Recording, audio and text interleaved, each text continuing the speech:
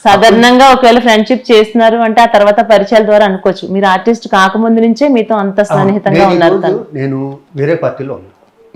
నేను ఇంతవరకు ఆ పార్టీ చెప్తే వేరే పార్టీకి వెళ్ళా. అయినా గురించి స్నేహం గురించి చెప్తున్నా.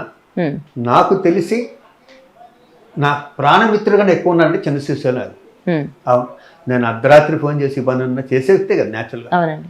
నవీన్ యాదవ్ గురించి అడిగితే మీరు ఏం చెప్తారు? అంటే తన గురించి మీకు ఏం తెలుసు? నవీన్ కూడా బాగా చదువుకున్న వ్యక్తి, పైగా అక్కడ పుట్టి అక్కడ పెరిగిన వ్యక్తి. ఆయన కూడా అక్కడ పుట్టి అక్కడ పెరిగిన వ్యక్తి. 83లో మా స్నేహం అనుకుంటే చంద్రశేఖర్ యాదవ్ తను 83, 84 ఇప్పుడు నాకు తెలిసి ఆ టైంలోనే నాకు బాగా గుర్తు. అప్పుడే ఇంచుమించు ఒక నీరు అటు ఇటులో పుట్టినట్టున్నాడు. వీళ్ళందరూ ఎడ్యుకేటెడ్ పీపుల్ కంప్లీట్.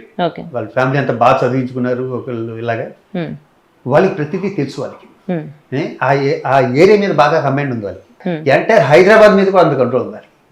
హైదరాబాద్ ఏ మూల చంద్రశేఖర్ యాదవ్ అవునా అంటారు. అవునండి. అవునవును. ఒకవేళ నవీన్ యాదవ్ ని కనుక గెలిపించుకుంటే అటు ఇండస్ట్రీ సైడ్ నుంచి కానీ మనం ఆలోచిస్తే గనక మంచి జరుగుతుందంటారా, చెడు జరుగుతుందంటారా మీ అభిప్రాయం ప్రకారం? మంచి చెడు కాదు, అద్భుతం జరుగుతుంది. మంచి సమాధానం. నాకు వాళ్ళ ఫ్యామిలీతో ఉన్న అనుబంధంతో మాట్లాడుతున్నా. డెఫినెట్గా అద్భుతం జరుగుతుంది. అతన్ని గెలిపించు.